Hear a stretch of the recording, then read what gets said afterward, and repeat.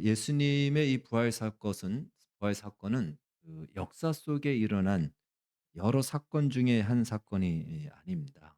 예를 들어서 우리가 역사 속에 일어났던 한 사건을 한번 이야기한다면 기원전 40 주전 49 년에 율리시스 카이사르가 이제 갈리아 정복을 마치고 로마와 그 갈리아의 국경 지대였던 루피큰 공항을 건넙니다. 원래는 그 강에서 군대를 해체하고 본인만 들어가야 되는데 이미 암살을 할 것을 예측하고 군대를 끌고 들어갑니다.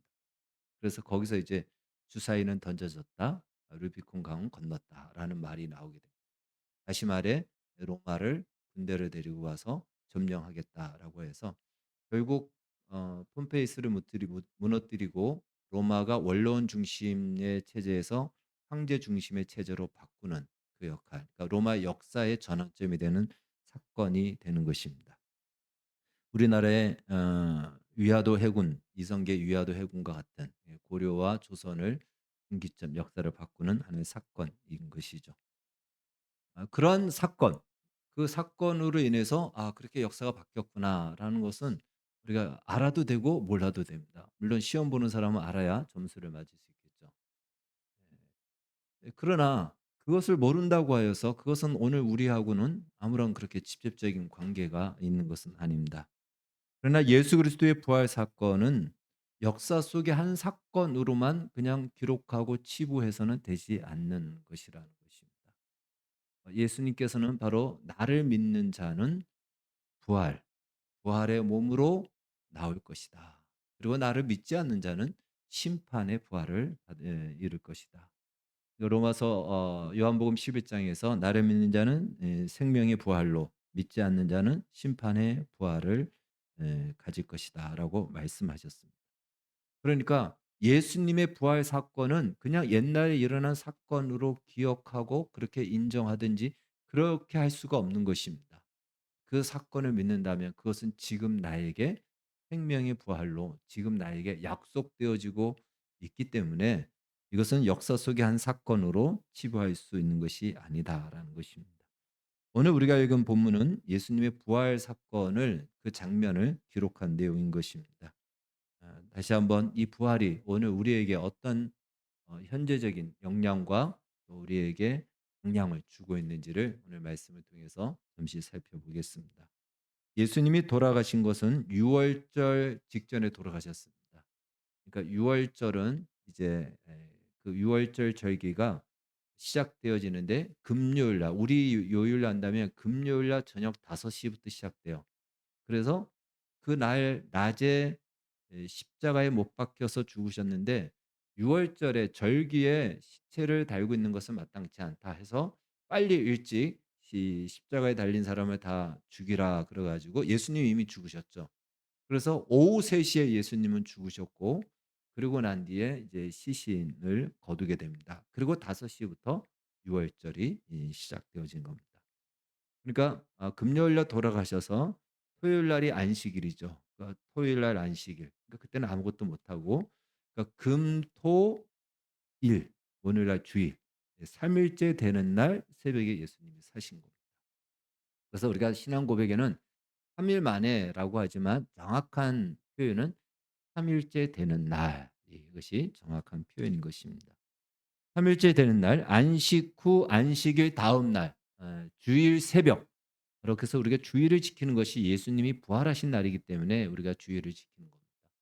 그 부활하신 새벽에 막달라 마리아와 몇 명의 여자들이 예수님의 시신을 부패를 막기 위해서 향품을 들고 무덤가로 달려갑니다. 아주 일찍 달려갑니다. 그런데 무덤의 문이 열려 버렸고 예수님의 시신은 없는 겁니다. 깜짝 놀라서 빨리 그 경비 서는 사람들도 없고 제자들에게 알려줍니다. 그러니까 베드로와 요한이 막 급히 달려와서 이 여인들의 이야기를 듣고 실제로 무덤에 가 보니까 무덤이 빈 무덤인 것이죠. 예수님의 시신은 없고 수의는 있는데 예수님은 계시지 않습니다. 정황을 봤을 때 만약에 예수님의 시신을 누가 훔쳐갔다 그러면은 수의를 굳이 벗겨서 가져갈 이유는 없거든요. 수의체로 가져가지. 그리고 예수님이 나사로처럼 만약에 살아났다면 자기가 혼자서 그 수위와 칭칭 가문 붕대를 풀 수가 없어요. 그래서 나사로를 살렸을 때도 붕대를 풀어 주라고 예수님 말씀하셨잖아요. 그럴 수가 없는 겁니다. 그러니 이 현상은 해석할 수 없는 현실이 그들의 눈앞에 펼쳐진 겁니다. 베드로와 요한이 그것을 자세히 보고 뭐 답을 찾지 못한 채 그들은 돌아가게 됩니다. 그러나 이 막달라 마리아는 그 무덤가를 떠날 수가 없는 거죠. 그래서 그곳에서 계속 울면서 다시 한번 무덤을 안을 들여다봅니다. 근데 무덤 안에 천사들이 있는 거예요. 천사들이 얘기를 합니다. "어찌하여 우느냐?"라고 묻습니다. 그런데 이 마리아가 그 천사라는 걸 아마 알아봤을 텐데 온통 예수님의 시신을 찾는 것, 시신이 없어졌다라는 것에 그냥 그 정신에 나가서 시신을 찾는 것에만 완전히 그냥 골몰하게 되죠. 그래서 그 천사가 말하는지도 아마 알아보지도 못했던 것 같아요. 흰 옷 입은 천사라고 분명히 성경은 얘기한다면 뭔가 좀 범상치 않잖아요. 그런데도 불구하고 그것에 대해서는 전혀 그렇게 느낌을 못 갖습니다. 오직 그냥 예수님의 시신, 예수님의 시체 그걸 찾는 것이 그냥 이 온통 머리에 꽉 찬 것이죠. 인기척을 느꼈는지 뒤에 누군가가 서 있는 느낌이 들어서 뒤로 돌아보니까 한 사람이 서 있습니다. 바로 예수님이셨죠. 그래서 그 예수님이 똑같이 물어봅니다. 이 마리아에게 "여자여 어찌하여 울고 누구를 찾느냐?"라고 물으니까 마리아는 그 예수님을 동산지기인 줄 알고 똑같이 물어보죠. "당신이 혹시 이 시신을 옮겼거든 알려 주세요. 내가 가져가겠습니다." 자, 여기서요. 예수님의 얼굴이 어떻게 생겼는지 가장 정확히 아는 신약 시대 인물 3 명을 뽑으라면 그중에 한 명이 여기 막달라 마리아입니다. 막달라 마리아는 예수님을 정말 사랑했던 여인입니다. 자기가 귀신이 들렸던 여인이었고요. 그랬던 여인을 치료해 줬거든요. 고쳐 줬거든요. 그래서 그의 인생을 다 바쳐서 예수님을 섬겼던 사람이기 때문에 예수님의 얼굴에 점이 몇 개 있는지도 알 정도로 예수님을 따라다녔던 섬겼던 여인입니다. 그런데 그 여인이 예수님을 못 알아보는 거예요. 못 알아봅니다. 그때 예수님께서 "마리아야." 하고 이름을 부르죠. 물론 어떤 사람은 그 음성이 친숙한 예수님의 음성이었기 때문에 알아들었다라고 하는데 그렇지 않고요. 그러면 예수님이 뭐 막 목소리가 그전에는 달랐고 지금은 달라겠습니까? 똑같죠. 다시 말해 이 육안으로 눈으로 살아나신 예수님을 봐도 예수님을 알아보지 못한다라. 그렇게 각각 가까웠던 마리아조차도 예수님을 알아보지 못합니다. 눈앞에 있어도 모르고 그리고 예수님이 말씀하셨음에도 불구하고 모르고 그걸 믿지 않고 생각하지도 않고 다시 살아날 것이다라고 이야기했음에도 불구하고 전혀 생각하지 않고 왜 그럴까요? 부활이라는 개념이 인간 세계에서는 있을 수가 없는 것이에요. 다시 죽은 사람이 살아난 경우는 과거나 지금이나 종종 있습니다, 가끔씩. 그래서 살아났지만 다시 그 몸이고요. 본래 그 몸이고 그러면 또다시 죽어요, 지금까지. 그 죽음을 뛰어넘어 죽지 않는 존재로 존재하는 사람은 없습니다. 그래서 인간 세계에서의 이 부활이라는 개념, 죽음에서 다시 살아나 완전히 다른 존재로 된다라는 이 개념 자체가 없습니다. 그러니까 그런 단어도 사실은 없는 거예요. 그런 단어도 없는 겁니다. 그러니까 당연히 마리아의 입장에서는 예수님이 다시 살아났다라는 것은 생각조차 할 수도 없고 상상조차 할 수 없는 것이죠. 그것이 바로 이 마리아의 모습이고 한계다라는 것입니다. 그래서 여기서 우리는 인간의 한계 세 가지를 우리가 확인할 수가 있는 것이죠. 첫 번째는 바로 인간의 눈으로는 결코 부활하신 예수님을 알아보지 못한다라는 것이에요. 그렇게 가깝게 지냈던 예수님을 앙망하고 사모하고 정말 예수님을 쫓아다녔던 이 마리아가 예수님의 얼굴에 아마 점이 몇 개 있는지까지도 다 알 정도였던 이 마리아가 예수님을 눈앞에 두고도 알아보지 못한다라는 것입니다. 부활하신 예수님을 알아보고 부활하신 예수님을 믿는 것은, 이것은 내가 눈으로 보고 체험해서 믿을 수 있는 것이 아니라는 것이에요. 본다고 해서 또한 알아보는 것도 아니다라는 것입니다. 인간은요, 수많은 신을 만들고 찾았습니다. 그래서 역사 속에 지금도 전 세계 신이 몇 개가 있을까요? 셀 수 없을 정도로 많습니다.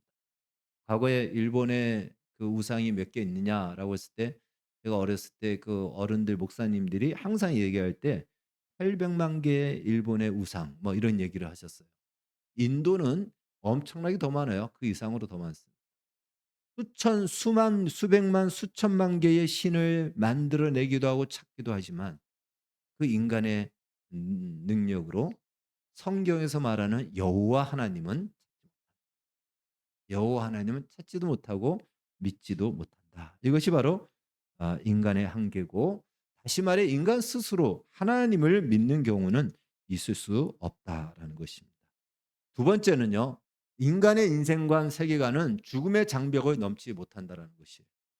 마리아도 마찬가지고 오늘날 대부분의 사람들도 바로 죽음이 마지막이에요. 죄의 삭은 사망이다라는 이 말씀처럼 그 운명을 가지고 태어난 모든 인간은 죽음이 마지막이에요. 죽음 이상을 생각할 수도 없어요. 그것이 그 인생관, 세계관의 전부이고 끝이라는 것입니다. 그러니 예수님이 다시 살아나셨다라는 이 말을 오늘날 세상 가운데서 얘기해도 아무도 믿지 않아요. 왜? 그들의 인생관은 죽음에서 다시 살아난다라는 그 개념 자체가 없어요. 그래서 받아들일 수 없고 믿지도 않습니다. 세 번째는 바로 인간이 아는 최고의 가치조차 시신을 찾는 것에 불과하다. 마리아는 예수님을 정말 사랑했고 섬겼고 그 시신조차도 부패되지 않기 위해서 이렇게 향품을 가지고 가서 시신을, 방부제를 바르기 위해서 그 기름을 가져왔습니다. 정말 지극하고 정성이고 아름답습니다. 그러나 인간이 하는 일은 그걸, 그 정성과 그 열심이 무엇을 하는 거예요? 시신을 찾아서 시신을 닦는 것밖에 안 된다는 거죠. 마리아는 그 생각으로 온 것입니다. 사실 인간들에게 있는 능력은요, 탁월합니다. 오늘날 인간들이 가지고 있는 능력은 정말 대단하지 않습니까? 과학 기술이나 또는 학문이나 또 뭐 예술이나 정말 뛰어납니다. 하는 부분이 뛰어난 기술을 가지고 있고 능력을 가지고 있지만 그 모든 것들로 만들어내는 거, 그 모든 것들로 마침내 도달하는 그곳은 어딘가? 그것은 바로 죽음 이상을 넘어가지 못한다는 거죠. 오늘날도 바로 인간의 능력으로 만들어내는 많은 것들이 바로 이 죽음을 넘어가지 못하는 거예요. 다 죽음에 속한 것에 불과하다는 것이죠. 생명에 속한 것이든지 생명을 만들어내든지 하나님께 속한 것을 향하여 절대로 나가지 못한다. 그것이 바로 오늘 바로 무덤가에서 시신을 찾는 이 마리아의 모습이요, 우리 인간의 모습이다라는 것입니다. 거기서 우리는 벗어날 수가 없습니다. 인간이 아무리 화려한 일을 하고 멋진 모습으로 살아간다 할지라도 죽음의 장벽 이상을 넘어가지 못하고 그 모든 것은 그 한교 속에 머물릴 수밖에 없다라는 것입니다. 바로 그러한 죽음의 굴레에 갇혀 있고 거기서 벗어날 수 없는 이 한 여인 마리아, 그리고 우리를 향하여서 주님이 찾아오셨다라는 겁니다. 찾아오셔서 그 이름을 불러 주셨습니다. 그 이름을 부름으로 마리아가 알아차린 것이 아니고요. 주님께서 그 마리아의 비로소 감겨진 눈을 열어 주신 겁니다. 누가복음에 보면은 엠마오로 가는 두 제자를 예수님이 동행하여서 마침내 그들과 식사를 하면서 그들에게 말씀을 가르쳐 주고 그들의 눈을 열어 주셨습니다. 마음을 밝게 해 주셨고 마음의 눈을 열어 주심으로 그 두 제자가 지금까지 우리하고 말씀하셨던 분이 부활하신 예수님이라는 것을 그들이 그냥 직관적으로 알아보게 되고 믿게 됩니다. 그래서 그 자리에서 다시 예루살렘으로 올라가서 제자들에게 예수님 부활하셨다라고 증언을 합니다. 다시 말해 예수님을 믿는 것은요, 하나님께서 우리의 눈을 열어 주셔야 됩니다. 우리의 눈을 열어 주셔야지만이 믿을 수 있는 것이지 어떠한 증거를 갖다 대도 믿지를 못합니다. 사실 아닌 증거를 개연성이 있던 모든 것들이 다 거짓이라고 증명이 되면 불가능한 개연성도 이라면 그것이 답이 되거든요. 그게 이제 수사와 수사의 원칙이에요. 개연성 있는 것들이 다 거짓으로 드러났을 때 '이건 절대 아니야.'라고 했던 그게 답이 되는 겁니다. 그럼에도 불구하고 금방도 제가 서두에 말씀드렸듯이 시신을 훔쳐갔다면 수의를 입은 채로 훔쳐가지 굳이 시신의 수의를 벗겨서 가져갈 이유가 없고요. 스스로는 풀어나올 수가 없습니다. 그리고 오늘 성경에 보니까 그 머리에 썼던 두건이나 이런 것들이 그냥 그대로 이렇게 놓여져 있었다라는 거예요. 막 풀어헤치고 막 그런 증거가 없다라는 거예요. 그러면 모든 인간적인 그 개연성이 다 부정된다라는 얘기예요. 방법은 답은 무엇이죠? 부활했다라는 하나밖에 없어요. 그럼에도 불구하고 세상은 부활을 인정하지 않습니다. 그러니까 이 부활 예수님이 부활하셨다라는 것을 믿는 것은 이것은 인간적인 어떤 논리와 또 인간적인 어떤 그 과학적인 증명을 통해서 확인되어질 수 있고 믿을 수 있는 것이 아니라 그렇게 확인이 됨에도 불구하고 이 부활의 예수님을 믿는 것은 하나님의 주신 은혜 외에는 그분이 우리의 눈을 열어 주시지 않는 한은 우리는 우리 눈앞에 예수님이 부활해 계심에도 불구하고 믿지를 못한다는 것입니다. 가끔 어떤 사람들은 예수님을 믿을 때 어떤 체험을 통해서 믿잖아요. 체험을 통해서도 하나님이 역사하십니다. 그러나 체험의 그 상황과 환경을 통해서 마음의 눈을 열어 주신 것이지 체험했기 때문에 믿는 것이 아니다라. 그런데 사람들은 자기가 체험하면 믿을 줄 안다라고 생각하는 거죠. 도마에게 예수님이 나타나실 때 도마는 그러잖아요. 내가 그 못 박힌 손에 손가락을 넣고 상자옥에 내 손을 만져봐야 나는 믿을 수 있겠다라고 얘기하죠. 근데 그 도마에게 예수님이 나타나셔서 내 손을 나의 이 십자가에 못 박힌 손에 손을 놓고 내 창자국에 손을 만져서 믿어라라고 얘기하죠. 물론 성경은 도마가 그 예수님의 상처난 곳을 만졌다 안 만졌다 그것은 기록하지 않습니다. 근데 도마가 손을 대서 만졌기 때문에 그가 믿었을까요? 그렇지 않죠. 그 순간 도마는 "나의 주 나의 하나님이여"라는 이런 위대한 고백을 하는 것을 보게 됩니다. 그래서 이 부활의 예수님을 믿는다는 것은 이거 자체가 하나님의 은혜와 하나님의 놀라우신 그 붙드심과 우리의 눈을 열어 주셨다라는 놀라운 축복, 복된 결과다라고 우리가 말할 수가 있는 것입니다. 이 자체만으로도 우리가 얼마나 복된 자리에 있는가, 얼마나 복을 받았는가라는 것을 인정해야 된다라는 것입니다. 그래서 이제 예수님은 우리에게 있어서는 이 예수님의 2000년 전의 십자가의 이 사건은 우리와의 관계를 새롭게 설정하는 것입니다. 여러 사건 중에 하나가 아니고 바로 이제 이 예수 그리스도는 지금도 살아서 세상을 통치하고 바로 그 세상을 통치하는 주님의 손을 우리는 믿음으로 보는 것이고 우리도 예수님의 이 부활의 약속과 소망을 나의 것으로 우리는 받은 것입니다. 다시 말해 우리의 인생관이 바뀌어졌다는 것이에요. 저기 나오는 두 번째 바뀐 거예요.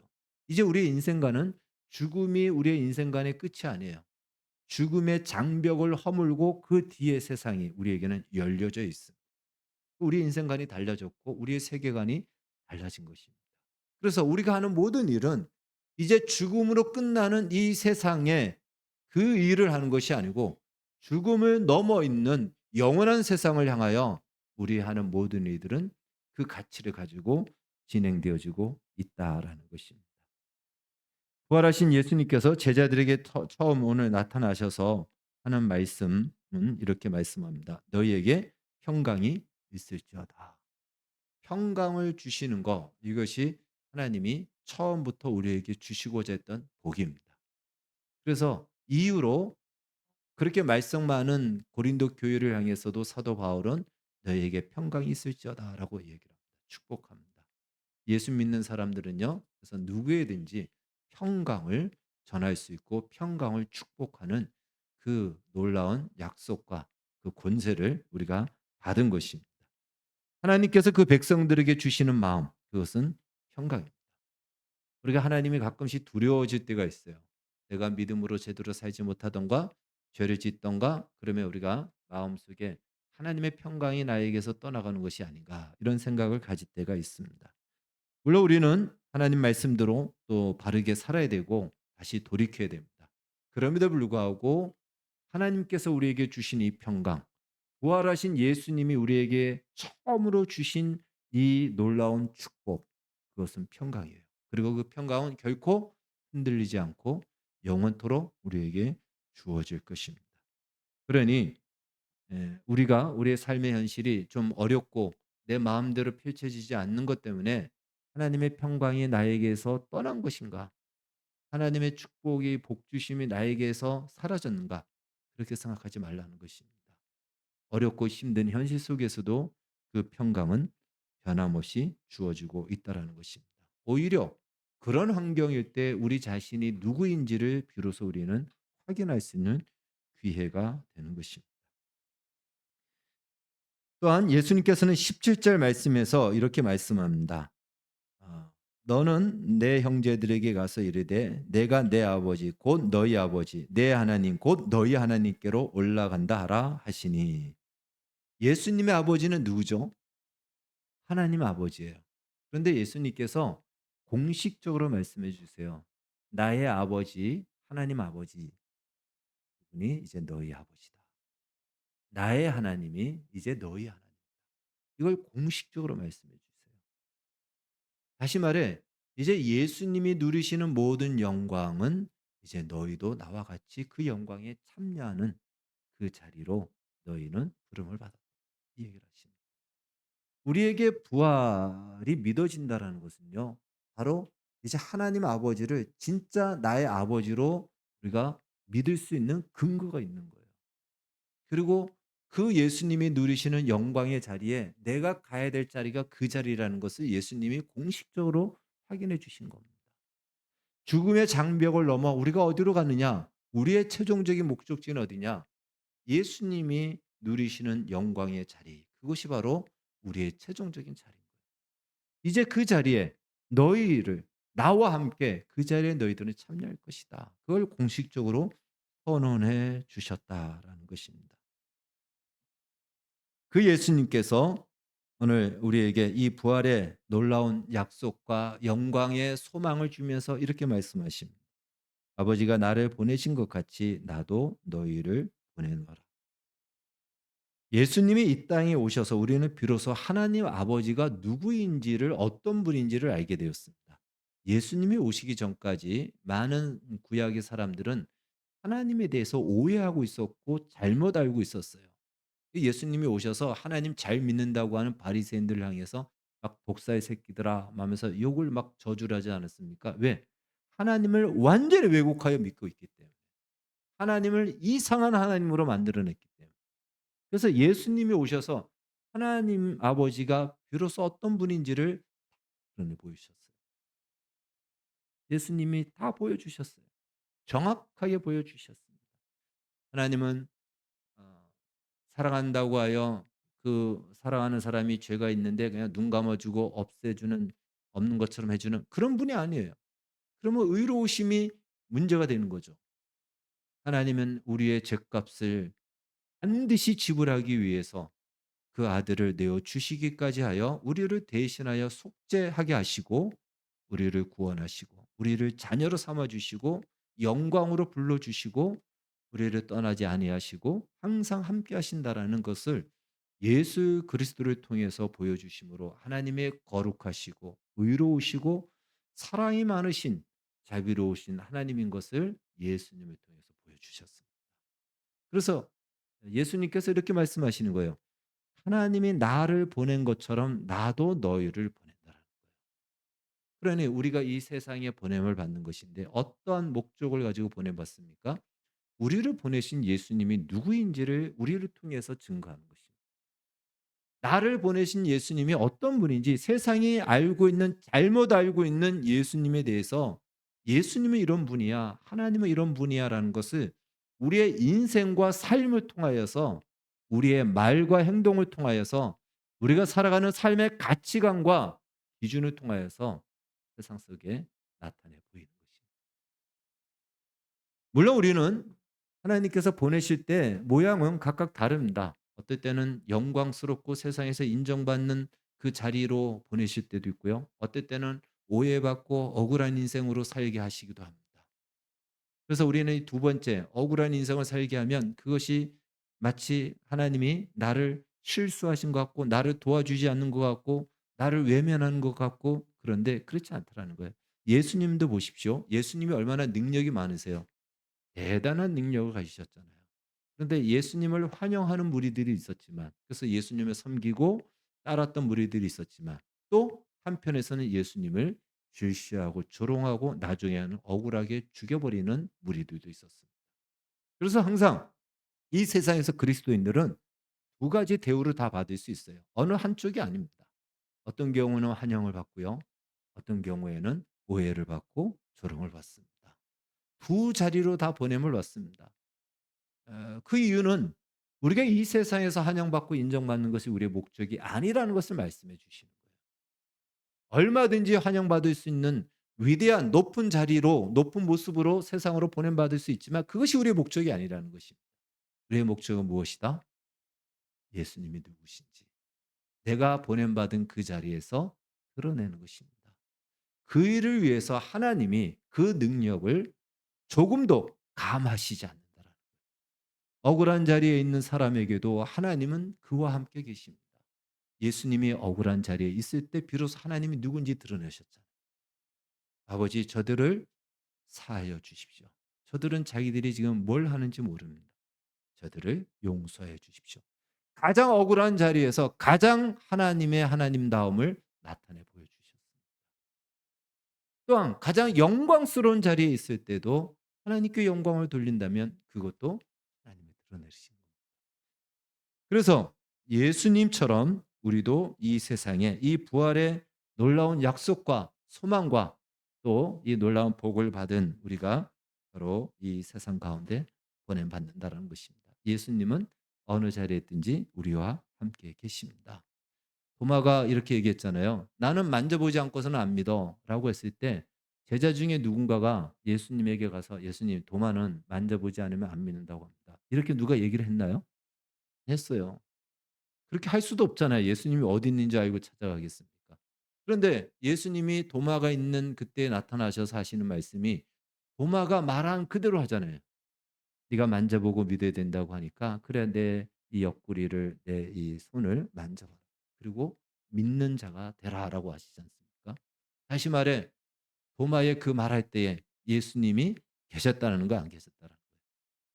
계셨다는 거예요. 눈에 보이지 않지만 도마의 그 불신앙적인 말함에도 그와 함께 계셨고 그를 책망하는 것이 아닌 어찌 됐든지 그를 하여금 믿어 믿음의 자리에 세우시기 위해서 찾아오셨다라는 것입니다. 말씀을 정리하면요. 예수님의 부활을 믿는다는 것 자체가 이미 우리에게는 다른 것으로는 비교할 수 없는 놀라운 복으로 우리에게 하나님이 은혜를 주신 것입니다. 하나님의 손에 붙들린 이제 하나님이 내 아들, 내 딸, 나의 자녀로 공식적으로 삼으셨다라는 증거인 거예요. 예수님이 말씀하신 것처럼 내 아버지고 너희 아버지라고 말씀하셨지 않습니까? 그렇다면 이제 우리가 어떤 자리에 있든지 어떤 현실에 놓여 있든지 하나님의 평강이 우리와 함께 할 것이고 우리를 통해서만 세상은 예수님을 보게 됩니다. 우리가 가만히 있으면 세상은 절대로 예수님을 볼 수 없어요. 예수님이 이 땅에 오시지 않았다면 우리는 하나님이 어떤 분인지를 오해하고 있었을 겁니다. 마찬가지로 우리가 잠잠하면 세상은 예수님이 어떤 분인지 모르는 것입니다. 그래서 우리가 이 세상 속에 보냄 받은 자로서 예수님이 어떤 분인지를 우리는 그것이 우리의 삶의 모양으로 드러내며 살아야 됩니다. 그것을 위해서 많이 수고해야 되고 많이 손해도 볼 수도 있고요.